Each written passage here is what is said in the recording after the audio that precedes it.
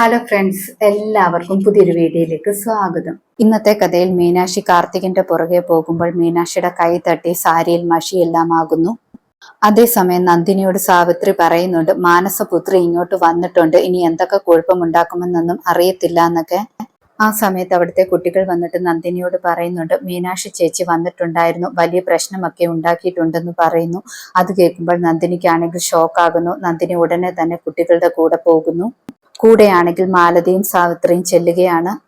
രാജലക്ഷ്മി അമ്മ മീനാക്ഷിയോട് വഴക്ക് പറയുന്നുണ്ട്, നീ എന്താണ് ഈ കാണിച്ചു വെച്ചിരിക്കുന്നതെന്ന്. ആ സമയത്ത് മീനാക്ഷി പറയുന്നുണ്ട്, സോറി മുത്തശ്ശി എന്നൊക്കെ. സാവിത്രി അത് കേട്ടുകൊണ്ട് വന്നിട്ട് ചോദിക്കുന്നുണ്ട്, സോറി പറഞ്ഞാൽ എല്ലാ പ്രശ്നവും തീരുമോ എന്നൊക്കെ.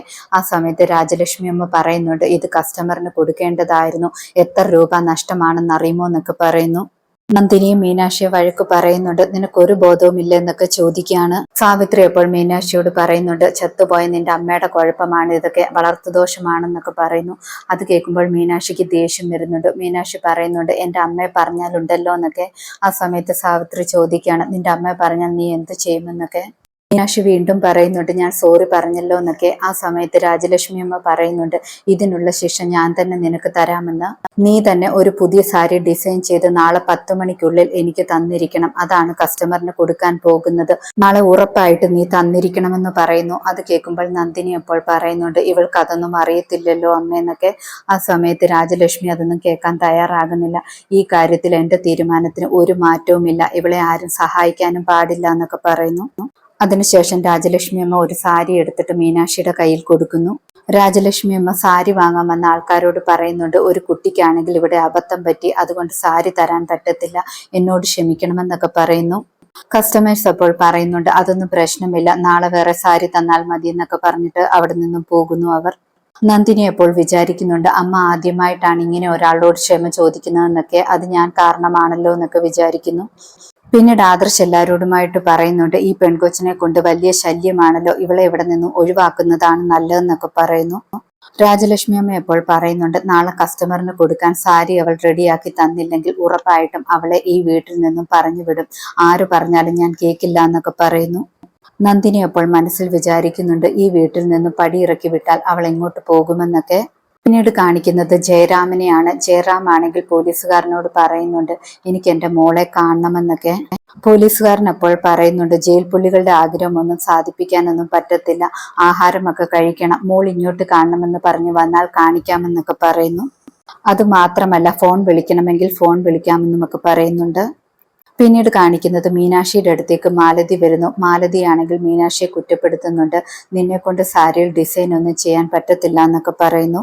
നീ ഇങ്ങോട്ട് വലിയ ആളായിട്ട് കാറിലൊക്കെയല്ലേ വന്നത്, തിരിച്ച് നീ ഒറ്റയ്ക്ക് പെട്ടിയും കിടക്കയുമായിട്ട് വഴിയിൽ കൂടെ പോകുന്നത് നാളെ കാണാമെന്നൊക്കെ പറയുന്നു. ആ സമയത്ത് അവിടേക്ക് സാവിത്രിയും വരുന്നുണ്ട്. സാവിത്രിയും കുറ്റപ്പെടുത്തുന്നുണ്ട് മീനാക്ഷിയെ, നീ ഇങ്ങനെ ആകാൻ കാരണം നിന്റെ അച്ഛനും അമ്മയും നിന്നെ വളർത്തിയതിന്റെ ദോഷമാണെന്നൊക്കെ പറയുന്നു. മീനാക്ഷി പക്ഷെ ഒന്നിനും പ്രതികരിക്കാതെ വിഷമിച്ച് നിൽക്കുകയാണ്. പിന്നീട് നന്ദിനി രാജലക്ഷ്മി അമ്മയോട് ചോദിക്കുന്നുണ്ട്, അമ്മയ്ക്ക് എന്നോട് ദേഷ്യമുണ്ടോ, ഞാൻ കാരണം അമ്മയ്ക്ക് പലരോടും മാപ്പ് പറയേണ്ട ആവശ്യമൊക്കെ വന്നല്ലോ എന്ന് പറയുന്നു. രാജലക്ഷ്മി അമ്മ എപ്പോൾ പറയണം, നീ ഒരു തെറ്റും ചെയ്തില്ല, നിന്നോട് എനിക്കൊരു ദേഷ്യവുമില്ല, നീ എൻ്റെ മകളാണ്, നീ എൻ്റെ സ്വന്തം മകളാണെന്ന് പറഞ്ഞിട്ട് ചേർത്ത് പിടിക്കുന്നു. പിന്നീട് മൈഥിലി ഒറ്റയ്ക്ക് റൂമിലിരിക്കുന്ന സമയത്ത് വൈശാഖ് അകത്തേക്ക് വരുന്നു. വൈശാഖ് ചോദിക്കുന്നുണ്ട്, എന്തു പറ്റിയെന്ന്. മൈഥിലി എപ്പോൾ പറയണം, എനിക്ക് ഒരുപാട് ബോറടിക്കുന്നു, നമുക്ക് പുറത്തെങ്ങാനും പോയാലോ, ഒരു മസാല ദോശ കഴിക്കണമെന്നൊക്കെ ആഗ്രഹമുണ്ടെന്ന് പറയുന്നു. വൈശാഖ് ഇപ്പോൾ പറയുന്നുണ്ട്, പുറത്തേക്കൊന്നും പോകാൻ പറ്റില്ല, ഞാൻ വേണമെങ്കിൽ മസാല ദോശ ഇങ്ങോട്ട് കൊണ്ടുതരാമെന്നൊക്കെ പറയുന്നു. ഇവർ സംസാരിച്ചു കൊണ്ടിരിക്കുമ്പോൾ വാതിൽ മുട്ടുന്നു. വാതിൽ മുട്ടുന്ന സൗണ്ട് കേട്ടിട്ട് വൈശാഖ് ആണെങ്കിൽ ബ്യൂറോയുടെ പുറകിൽ ഒളിക്കുന്നു. മൈഥിലി കതക് തുറക്കുമ്പോൾ കാണുന്നത് സാവിത്രിയാണ്. സാവിത്രി എപ്പോൾ പറയാണ്, നീ സംസാരിക്കുന്നത് ഞാൻ കേട്ടല്ലോ, ആരോടോ മസാല ദോശ വേണമെന്ന് പറഞ്ഞല്ലോ എന്നൊക്കെ പറയുന്നു. മൈഥിലി എപ്പോൾ പറയുന്നുണ്ട്, എൻ്റെ കൂട്ടുകാരിയോട് ഞാൻ ഫോണിൽ കൂടെ പറഞ്ഞതാണെന്ന്. സാവിത്രി എപ്പോൾ ചോദിക്കുന്നുണ്ട്, നിന്റെ കയ്യിൽ ഫോൺ ഇല്ലല്ലോ എന്നൊക്കെ. ആ സമയത്ത് അവിടേക്ക് കാർത്തിക് വരുന്നു. കാർത്തിക് അമ്മയോട് ചോദിക്കുന്നുണ്ട്, അമ്മ എപ്പോഴും എന്തിനാണ് മൈഥിലിയെ സംശയിക്കുന്നത്, അവള് ഫോണിൽ സംസാരിച്ചത് ബ്ലൂടൂത്ത് വഴിയാണ്, അതിനുശേഷം ചെവിയിലിരിക്കുന്ന ബ്ലൂടൂത്ത് ആണെങ്കിൽ അമ്മയെ കാണിച്ചു കൊടുക്കുന്നു. കാർത്തിക് മൈഥിലിയോട് പറയുന്നുണ്ട്, ഞാൻ മസാല ദോശ കൊണ്ടുവരാമെന്ന് പറഞ്ഞിട്ട് അവിടെ നിന്നും പോകുന്നു. കാർത്തിക് പോയതിനു ശേഷവും സാവിത്രിക്ക് സംശയം മാറുന്നില്ല. സാവിത്രി വീണ്ടും റൂമിലൊക്കെ പരിശോധിക്കാൻ തുടങ്ങുന്നു. സാവിത്രി പരിശോധിക്കുന്നത് കണ്ടിട്ട് മൈഥിലിക്ക് പേടിയാകുന്നു. ഇതോടെ ഇന്നത്തെ കഥ അവസാനിക്കുന്നു. പുതിയൊരു കഥയുമായി വീണ്ടും കാണാം. താങ്ക്